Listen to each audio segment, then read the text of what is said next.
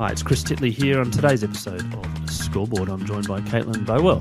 Caitlyn, thank you so much for coming in to the impromptu studio. Thank you for having me. Caitlyn, for the listeners out there, I'd like to sort of start with 2025 for you. How's it been so far? So far, it's been good. I think it's been busy in all aspects. So sporting-wise, I've had state championships and trainings up and running, and then work-wise, that kind of never really stopped over the Christmas break. So that's still going strong.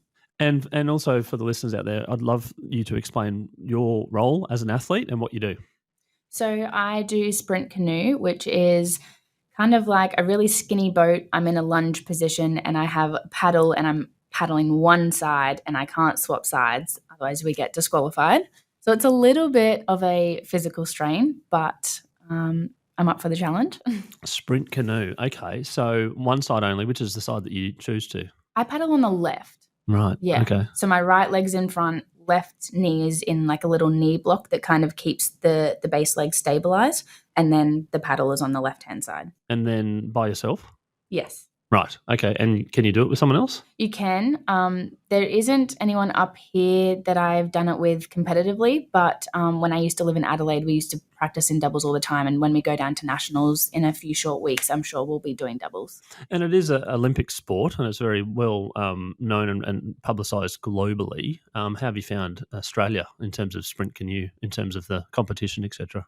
I think the competition's really good. We had two girls go back in Tokyo 2020/2021 when it was pushed back from COVID. And they did well, but I think it's still an up-and-coming sport. So I think there's still a lot of room for growth in the sport, which I think is really exciting. And how did you get into it? So I was a elite diver, the platform and springboard diver. I started that when I was 15, turning 16, so a little bit later in life. Later in life at 15 for yes. being an elite diver. Yes. Wow. I learn something every day. Yes. So I started that, and one of the first things they said was, you're starting pretty late. You're going to have a lot of catching up to do. And I went, no problem. Like, this is a challenge. I will get there. So I did that for about 4.5, 5 years, but it ended when they said that I was too old to ever make it. So I got kicked out of the program, and so I wasn't done with my Olympic dream. It kicked me down a lot, not going to lie, but I think it only fueled my fire to find something else that I'm really good at. And that's when I did a scouting day at the Queensland Academy of Sport. So they had various testing stations set up, and then kind of like scouts from different sports there to kind of watch how you're doing. And from that, I had a couple of sports approach me, but I chose to go with kayaking and canoeing. Right. So the scout day is like, okay, I'm pretty good at something. You think you're pretty good at something, but maybe there's an alteration in terms of, this is more suited to you. Is that how that day worked, sort of roughly? Yeah, it was kind of like you turned up, there was maybe 20 or 30 people, athletes there. And then there was like a sprinting station where you had to run 100 meters, cycling as fast as you could. The kayaking and canoeing station that they had set up was bench pull. And you had the 20-kilo bar and you had to pull it as many times as you could in a minute. And then they would compare you to kind of how everyone else went. And then from how well you did in the exercise, they would obviously say, hey, we think you might be really good at this, or hey, we might pass. But sprinting was good, triathletics kind of thing. Just back to the diving for a second, saying that you're too old. What's the sort of optimum age for a sort of an Olympic diver? Listen, I'm still asking myself that, because I've seen 30-year-olds and higher compete. I mean, even in gymnastics, there's an international lady that competes and she's a grandma at, 40 or 50. So I don't know what they were looking for. I think maybe he had a specific age in mind that he thought maybe women would perform better at that. But I think that I can perform my best if I put my mind to it. And if I put the effort into training, I can perform my best at any age. Yeah. Do you miss diving? I do. I think I was really good at it. I think for the short amount of time that I did it, I really proved myself. And looking back, I think one thing that I get stuck on is, so I still volunteer judge diving. I'm a level 5, so second highest judge. So one away from being international. And I also coach. So I've been a coach for 10 years. I think So being so involved in the sport even today was quite a struggle after such a heartbreak ending to it. But I think looking back now, I'm like, I think I would have done really well at this comp. Or, looking back at my old dives, I'm like, man, I think I would have got it. And so I think that's a little bit hard for me to process. But you still got the connection. I still got the connection, yeah. But then looking as a judge, you're like, actually, I could do that.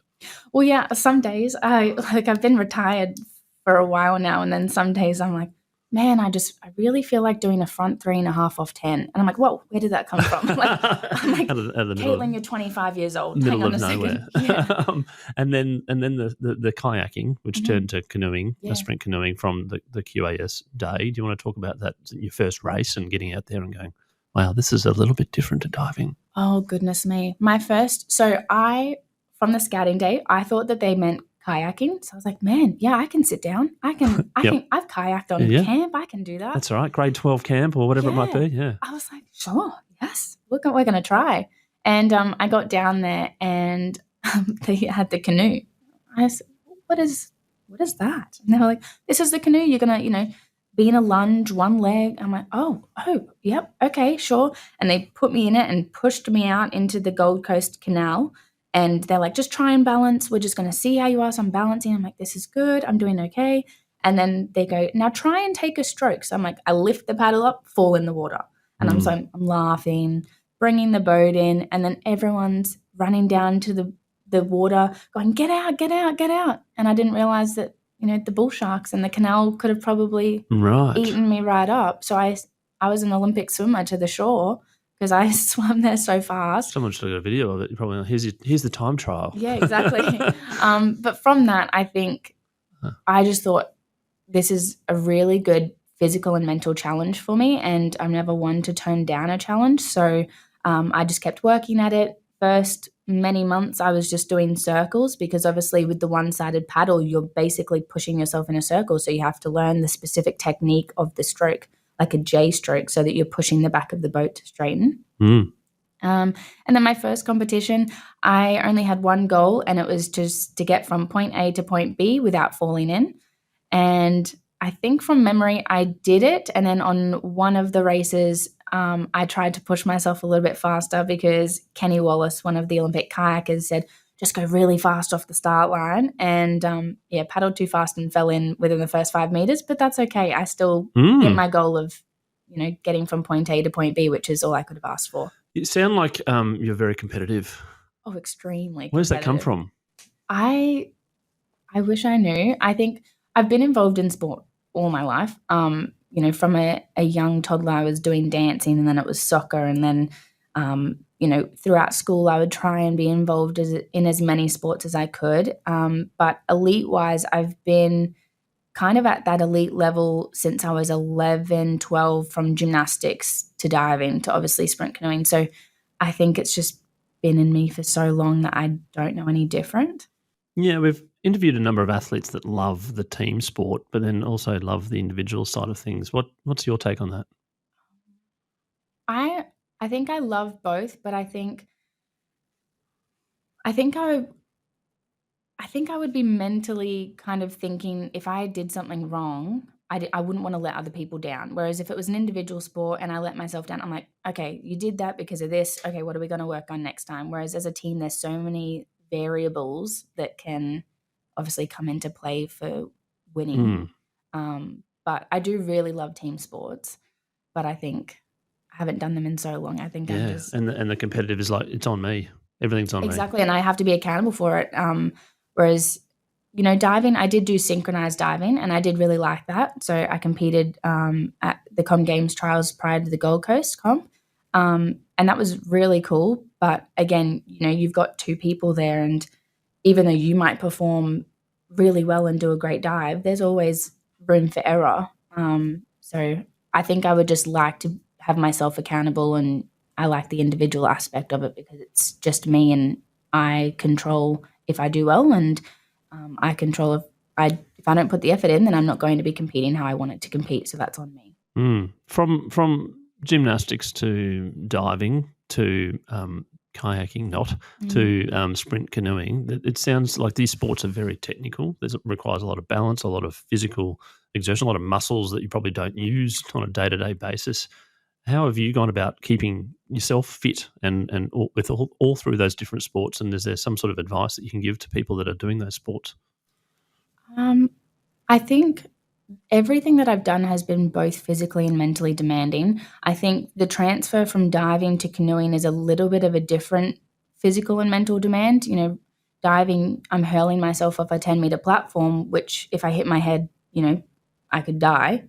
Or whereas versus the mental kind of side of canoeing is I'm 100 meters into a sprint race and I want to give up, but I have to push myself past that pain barrier and keep going. So it's a little bit of a mental thing. And then obviously the sharks was a mental thing for me. For sure. Don't fall in, otherwise you're going to get eaten. But in a race, it's more so, you know, I'm mentally done. I'm mentally so tired. I've been racing for 5 days. I don't want to do this, but it's pushing past that negativity and going, you know, 150 more meters, like just push past the pain. You'll get there. It's going to be good. And then obviously the physical side of this, yes, diving is, I think, more technical, similar to gymnastics. There's more of an aesthetic and quality kind of thing because you're getting judged. Whereas canoeing is you start, if you finish first, you're first. You're not judged on how pretty you look doing it. It's just how fast you get there. But physical wise, I think having to be in a lunge position for so long and lopsided, I think in the gym I try and do, rather than one-sided things, I try and balance it out and just work out as per normal so that I'm evenly balanced and not walking around with a limp or a hunch from just doing one-sided things. But I like variety. I like changing it up. I don't like when you get stuck in a routine and doing something, turning up, you feel stagnant and bored. I like to keep things exciting, so I do running, gym work, and then canoeing on the side obviously is the water aspect of things. But yeah, mainly just keeping it nice and mixed up with the land training. Yeah, I was going to say the sort of the week in the life of leading up to a race of sprint canoeing. Do you want to give the listeners a bit of an insight into your preparation and your training routine? Mine's probably a little bit different only because I work as a pediatric nurse, so 12.5-hour shifts don't really give me too much of a window before or after a shift because, you know, I'm starting at 6:45 a.m. and I don't finish until 7:15 p.m. And I train down at the Gold Coast, so it's a little bit of a trek for me to get there. But leading into States, I did kind of like a slower week. I didn't want to push myself too hard in the training sessions leading up to it so that I'm burnt out for States because that would defeat the purpose. But I did 2 sessions on the water and then I did 2 gym sessions and a run just to kind of keep my body moving.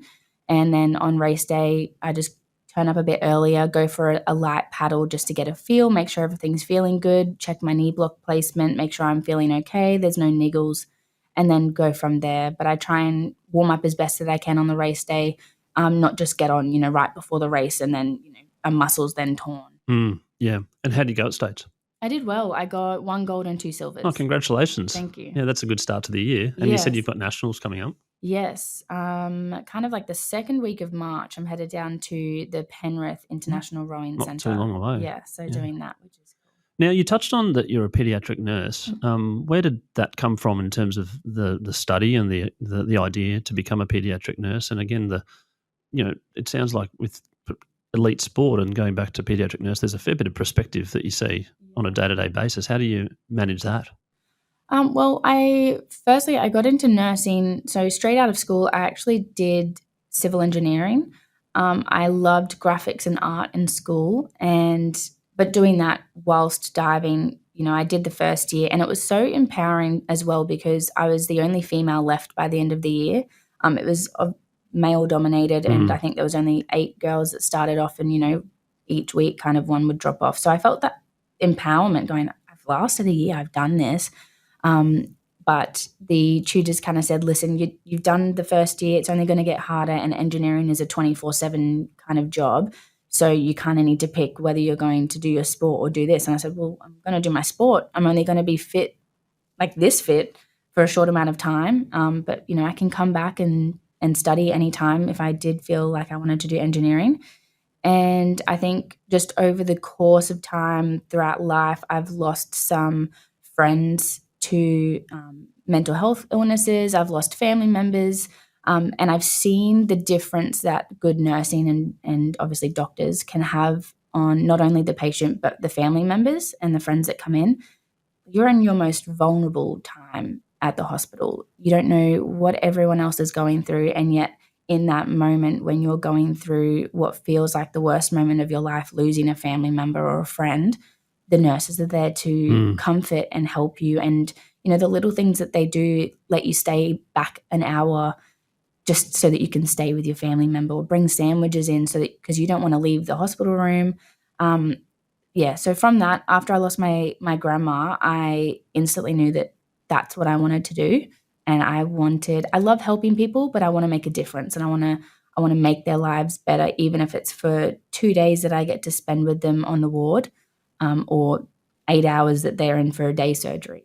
And the study with that would have been fairly intense as well while you're training? Yeah, so it was 3 years and then 800 hours of placement, which was unpaid. So it was a hectic time trying to balance, obviously, placement, training, and then work so that I can actually have money to pay for fuel to get to placement.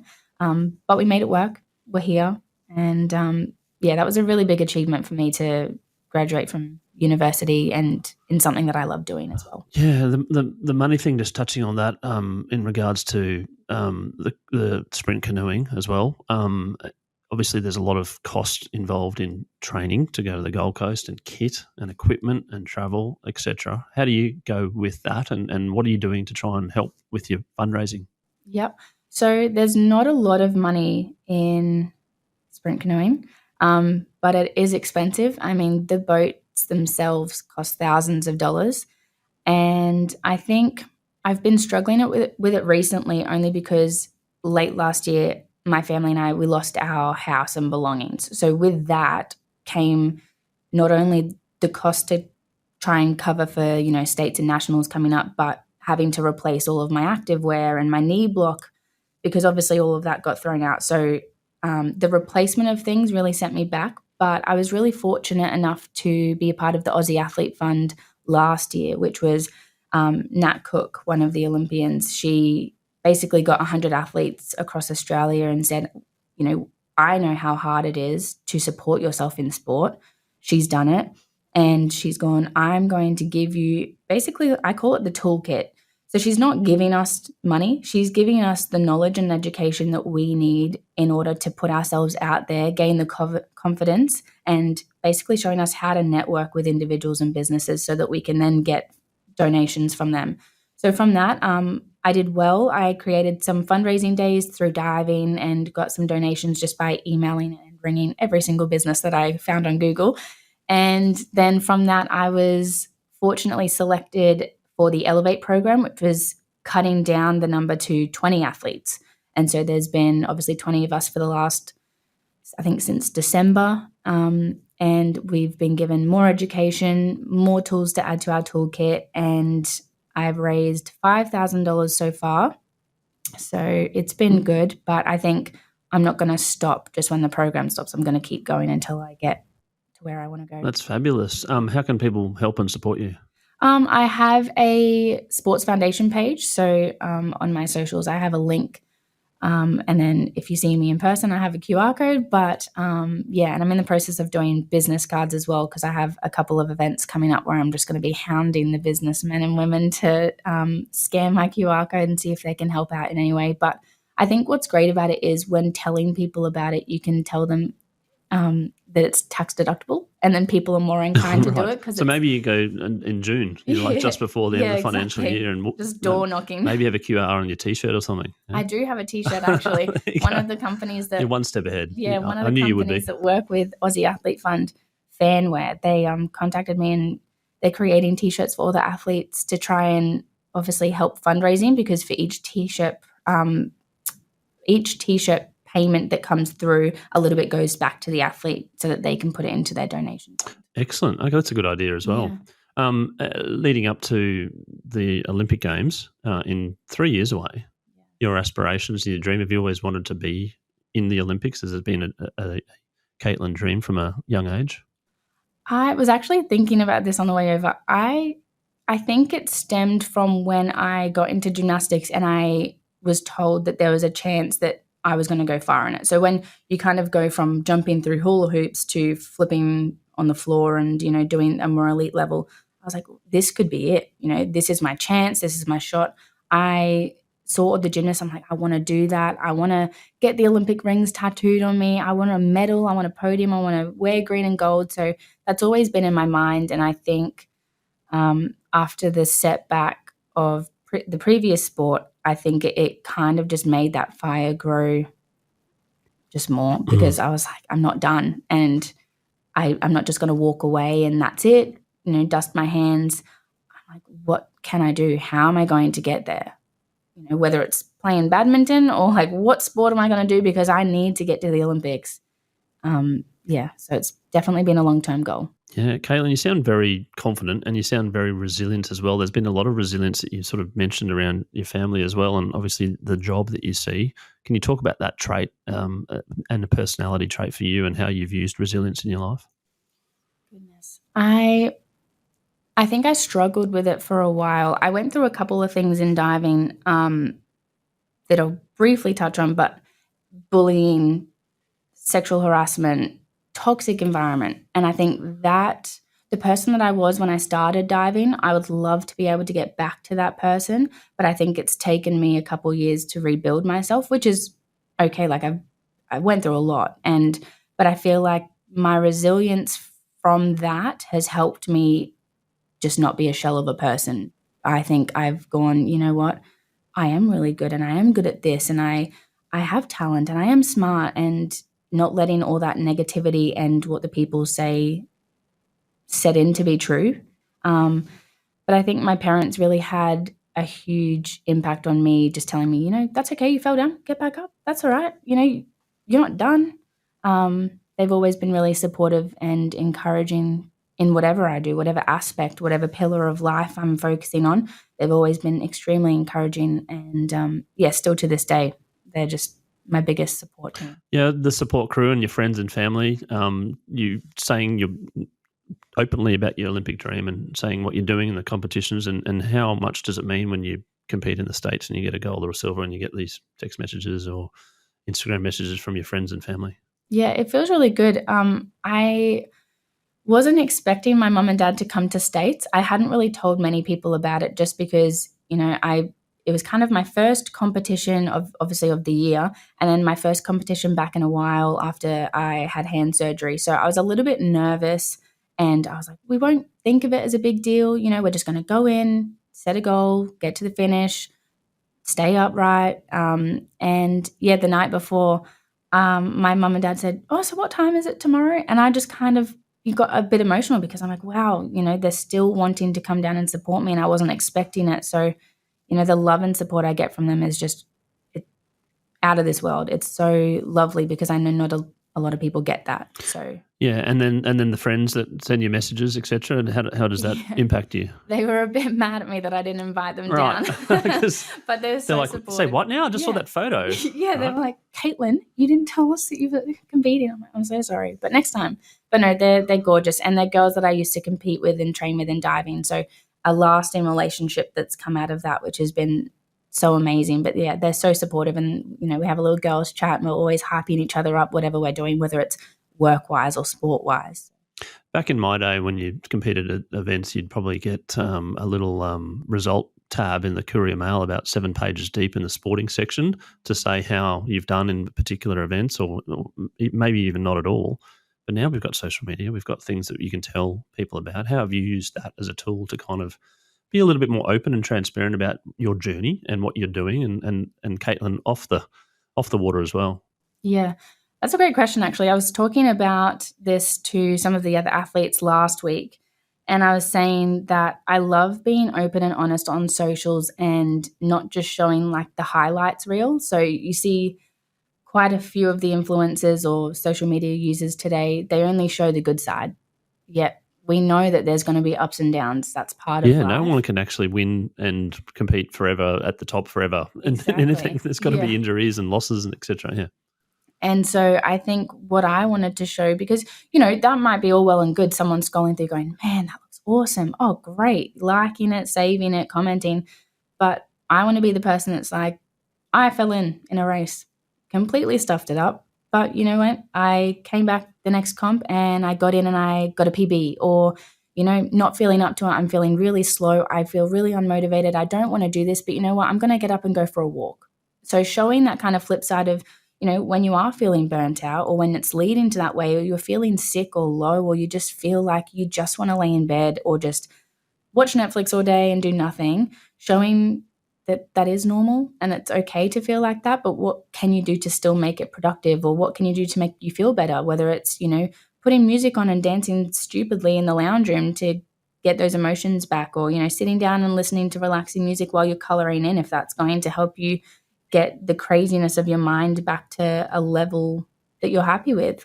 But I think it's not touched on as much as I would like to see in social media today, but just showing the flip side that not everything is as it seems, and it's not an easy pathway for people. It is hard and you have to work tirelessly for years, and it still might not come. And that's the reality of it. You know, I could be doing this, and I was saying that to the athletes, you know, what if we're doing this and we're telling people this goal and we're putting in the effort, and you get to the comp and it doesn't happen. And, you know, that's okay. Those people that you've now had on your social media following, they've been with you on this journey. They've been with you through the ups and the downs and the days where you didn't want to train, but the days where you went out and you trained 3 sessions and different things. They've been with you. They're supporting you, not for your sport. That's just, like you said, a pillar of something that you are. You have multiple different aspects to you. And I think that's something that I'm slowly acknowledging, that it's okay if I fail, but I'm going to get back up and I'm going to try again. And I think my social media following know that about me. Definitely my friends and family know that I'm not one to give up. And yeah, so just touching on that with the goals and the goal setting and the big, hairy, audacious goal of the Olympics, and then sort of breaking that down into states where you won and you got a second as well. Is that right? Gold and silver. How do you think about goals and sort of, I suppose, breaking it down into, is it 6 months, 3 months, next race, etc.? Because it's an interesting topic. The other athletes that I've chatted to around, and one yesterday who plays AFL, who's like, yes, the goal is to win a premiership, but we don't really talk about it that much because we don't make the finals. We don't play finals. We don't win the final. So, but if we don't win this week, we won't make the finals. So it's back to now. How do you think about it? I think that there's that, like what you said, there's a huge thing of the Olympics is the end goal. That's where I want to get to. But like you said, that's just at the finish line. There's so many different little races prior to that. You know, there's states, and then nationals, and then Grand Prix, and then, you know, making international competitions. And like what you said, if I don't hit the time at nationals or at a Grand Prix, I'm not going to qualify. So then I'm back to square one, and I've got to wait another year or wait until another competition pops up where I can hit that. So I think it's just staying present, staying in the moment, only looking a few steps ahead to, you know, what is next on the horizon. Obviously, the Olympics is there. It's weighing in the background. It's, you know, the 5 rings that are sitting there going, come on. But, you know, there's a million other things I need to get done before I'm even close to getting that. And I think when you take a step back and look at that, it can be really overwhelming, but staying in that present moment of going, okay, you know, what are my next 2 goals? Okay, yep, ticked them off. Okay, what's next? And just taking it one step at a time, because if you look at the big picture, it can be quite overwhelming and kind of scare you into not even trying. And I think also touching on the social media thing about, yes, I want to go to the Olympics. And then if you don't make the Olympics, it's like this sense of people, oh, she didn't make the Olympics, it's a bit of failure. Mm-hmm. Whereas I suppose if you do everything you possibly can and give everything your PB and you don't make it, then that's the person that people have been following, right? Yeah. Just on the PB thing versus results as well, like I've chatted to a couple of Olympians, and Bronte Barrett was one where she said she came 5th and she did a PB, and it was the best thing because she hadn't done a PB for so long, and it was just the best moment ever. But she got 5th. You know, people go, oh, 5th, sort of a half eye roll, go, oh, that's not so good. How do you see your PB and giving everything and sort of letting the race be, and whatever happens, happens? I think that obviously with canoeing, you're racing a lot of other people, and, you know, that is what it is. You're racing other people. So it's, yes, you are being compared to others, but like what Bronte said, if I go out and I come 4th or 5th or even last and I get a PB, I'm going to be like, hell yes, what I've been doing is working. Okay, what's my next step? How do I take another 2 seconds off? Part of me will probably go, oh, I came last, but that's all right. The positive of that is that I just, knocked seconds off my time, which I've been trying to do. My training is working. That's the benefit. How do we keep moving forward? And then, the next race I do, even if I come last again and I get another PB, I'm going to have that same thought process. I'm not trying to get stuck in the results kind of thing because, I'm only one girl trying to get to the Olympics and I have to do that by getting quicker. So if I'm knocking seconds off my time, then I'm getting closer. Yeah. Do you use like technology and data and stuff? Have things changed a little bit since you've started the sport in regards to like different things that people say, oh, you should do this because your heart rate was up and all that sort of stuff? I don't really have a lot of access to it because I'm kind of by myself with the sport training aspect at the moment. So I think that's also a little bit of a mental challenge that I'm trying to face, even with diving or gymnastics or an individual sport. You still turn up and you train with others, and that can be a motivation for some people. I'm going to go to training, I get to see my friends and my teammates. But when I'm doing shift work and my training sessions don't really align with anyone else on the water, I've got to turn up for me and I'm the only one out there. That can be a little bit daunting because you're like, oh, it's an hour and a half drive, an hour and a half back. Yep. But yeah, so there is that, but that's okay. Do you get lonely sometimes? On the water? Yeah. A little bit, but I'm thinking of buying a waterproof speaker so I can sing and dance while I'm on the boat. Yeah, I was just going to say, there's different things that go through people's heads, and referencing that podcast with Bronte, she was saying different phrases through different laps in the Olympic things, and the triathletes were humming songs to High School Musical and thinking about shopping lists, and you've got AFL players that switch off and they're thinking about, potentially looking at the crowd and soaking it all in. And what do you think about when you're racing? I definitely don't look at the crowd because I would definitely fall in. And that's no good because there could be some sharks. Yep. And I can't get back in my boat, so I'm disqualified. Yes. But I think I zone out quite well externally, so crowd, and if there's, a noise or a bang, I probably wouldn't hear it. But I am focused on, the people either side of me because their wash, the water coming off the back of their boat can affect my race. So I'm looking for, any threat that's kind of coming my way, where I need to go. If I've got water coming this way, is there a path that I can take so I'm not going to feel the big ripple of it? But I am just trying to be so solely focused on, okay, where am I going? Trying to look at my end goal, look at the buoy where I'm headed to, rather than, looking up and being so focused, because 1 second, if you, even try and look to where they are, that could lose you the race. That could make a wobble, that could, lose your rhythm and your momentum, and then you're done just because you wanted to see where people were. So I try not to look at others, just kind of what's there next to me that could have an effect on my movements and my stroke. And then I just go to the finish line. Do you know where you are in the race? No. So at the end you're like, yay, time's good. Yeah. Woohoo, oh, second, yay. We don't even find out the time sometimes until after. So it's online. So, there's not a big scoreboard there where you can finish and look up at like swimming. So you kind of finish and you're kind of counting people and you're like, they look like they're ahead, okay. And then you get off the water and you're like, oh, great, I got second or third. Or so it's a little bit of... So you don't know? No. Wow. Yeah. How does that feel? I would love a scoreboard just for my own personal reference. Yeah, it's a good name, Scoreboard, by the way. Yes, a little dropping that in there. But I also really liked, because I remember there was one comp when I was still living in Brisbane, the national coach that was in Adelaide said to me, if I get a PB in this race, he'll give me a boat and I can go down to Adelaide and train at the National Centre. I was like, okay, yes, yep, sure, we're going to do that. So I did the race and went around, we're talking to everyone. I'm like, I don't even know how I did. I'm trying to refresh the web page. And the internet connection's breaking out. Everyone's like, why is it on 3G? Everyone's on the internet, so it's just not working. And then it finally loads. And, you know, everyone's patting me on the back because I PB'd, and I went, holy crap, I just got a boat. I get to go and train in Adelaide with all the other girls, and I did it. But it was such a delayed response. Gratification, I Yeah, suppose. because I was waiting, you know, 10 minutes to see what time I got. And then if you didn't get a PB, you tried your best anyway, right? Yeah. So you're accepting the of next that. race, I would be like, okay, this one, if I get a PB, you're going to give me that boat, right? So between a pediatric nurse and competition and training, is there much downtime? And if there is, what do you kind of think of? What do you do? Do you listen to podcasts? Do you watch a bit of Netflix? What goes on with Caitlyn?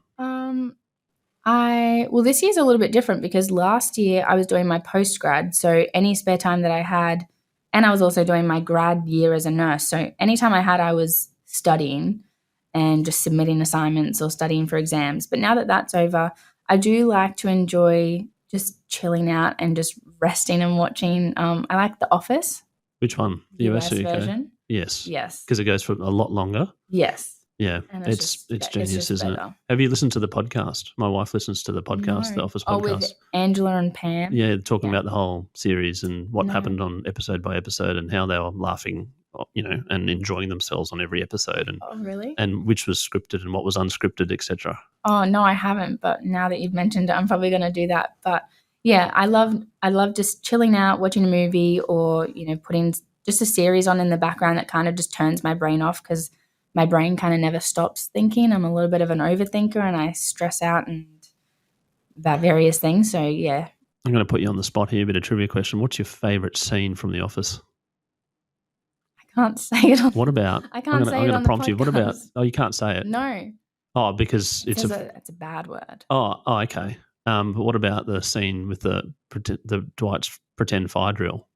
You remember that one? Yeah, when they threw the cat up and threw the thing, and he's like got the thing going. Yeah. Right, this is that one. Yeah, that was funny. And then Stanley has a heart attack. Yes, that's right. Yes. No, The one I'm thinking of, and I'll let you fill in the gap in your head, but it's when they're doing the education presentations throughout the warehouse and the office, and Michael wants to do better than the warehouse, better than Daryl. And so he stands up on top of the building with the jumping castle, and he plans to jump off to the jumping castle. And then Dwight says, Michael, and he says something. And then Michael goes, Dwight, you ignorant, and then says this word. But it's just so, the way that they've done that scene and how quick they are with their responses, it catches you off guard and you're like, oh my gosh, he's laughing. But there's a mate of mine who's sort of in his email signature, he's like assistant managing director of this big firm, and I'm like assistant to the managing director.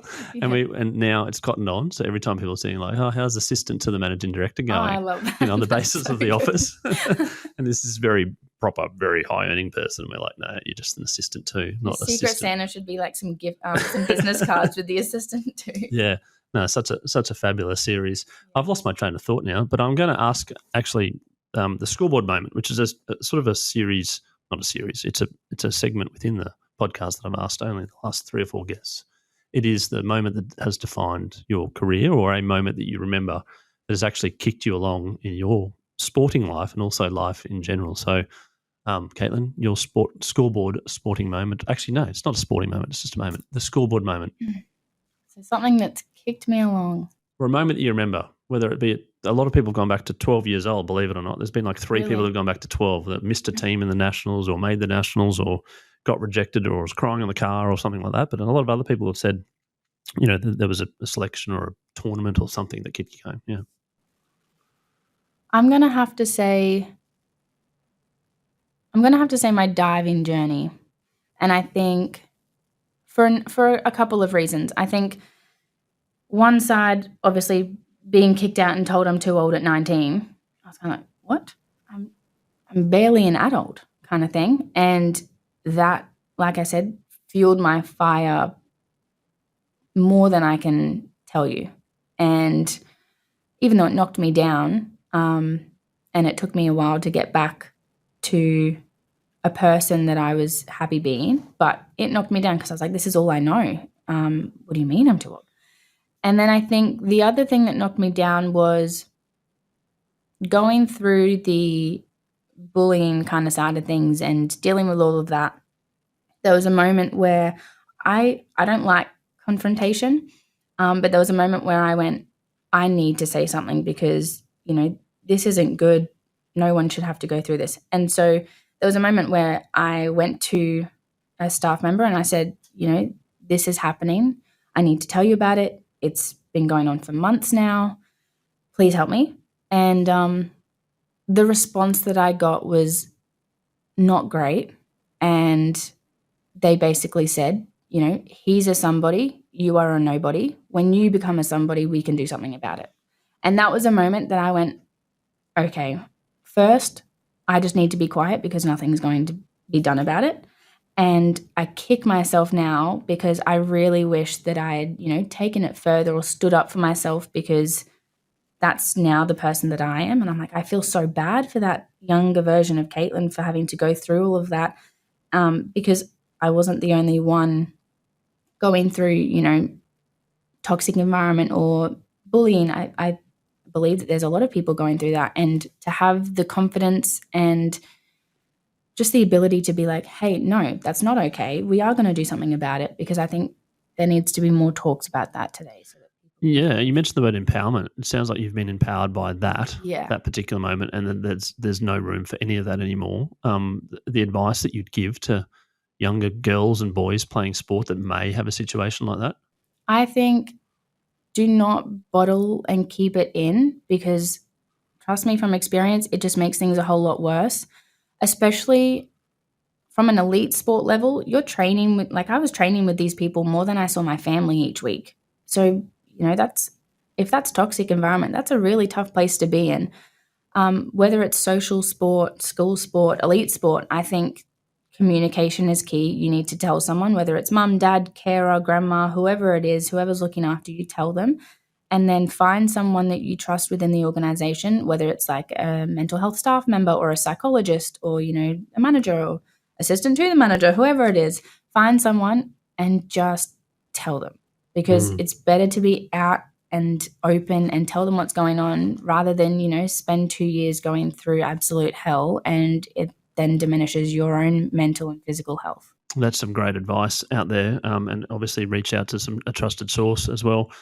Speaking of advice, some advice for young kids playing sport. You've played multiple different sports. You've competed at the highest level of different sports as well, and you've pivoted to different sports. And now you're going for gold in 28 at the Olympics. There's obviously parents as well that can kick along the progress of kids' sport and help them and encourage them, but there's also parents that maybe are a little bit over enthusiastic and maybe put a bit more pressure on their kids. What's some advice that you give, firstly maybe to the kids and secondly to the parents out there? I think it's really important, kind of ties back to the last thing, communication is key. So I coach diving, and when a kid comes in, I say, what are you wanting to get from this? Are you wanting to be competitive? Are you wanting to do this?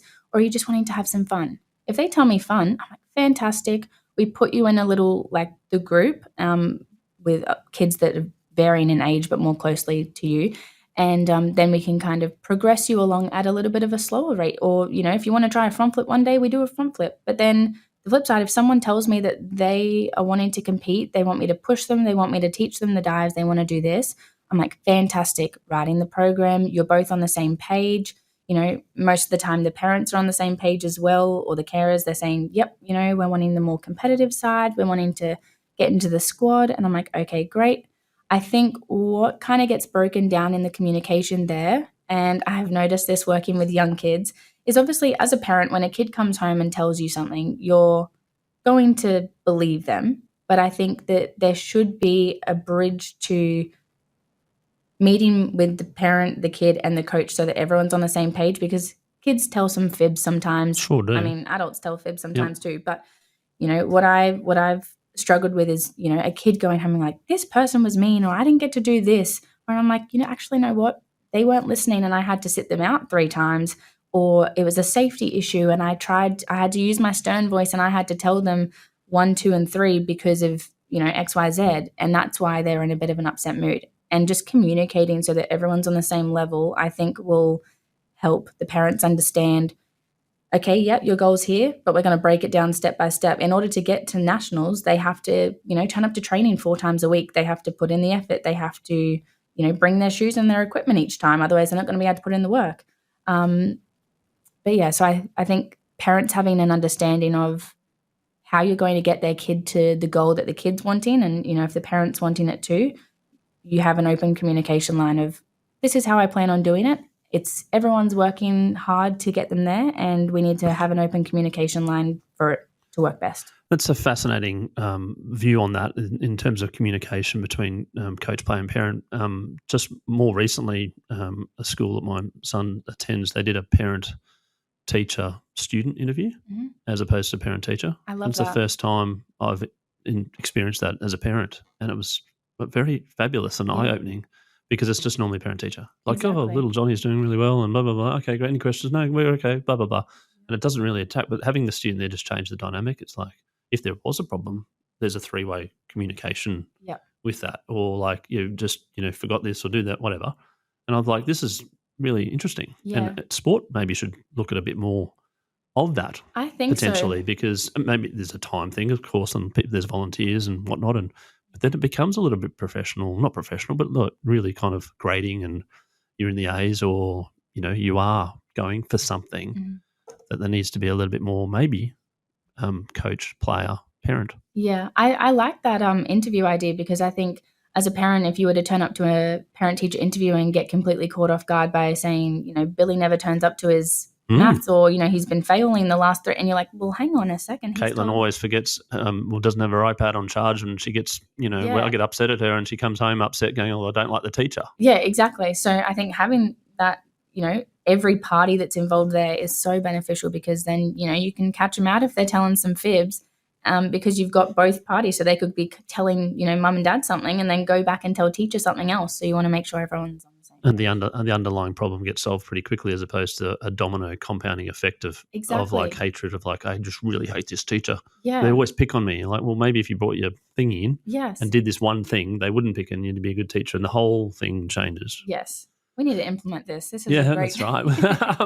Caitlyn, I'm going to congratulate you on 2 fronts. One is your career so far, and obviously your ambition to get to 2028, and obviously people can help you out, which we've talked about that, and the walking QR code, if they see you on the street, then obviously hit you up too. But also congratulations on finishing your first ever podcast. Thank you. One-on-one. I hope you enjoyed it. I did. Thank you so much for coming on and giving your time, and all the best in the Nationals coming up, and all the best in the next couple of years, and really look forward to following your progress and showcasing your progress along the way. Thank you so much.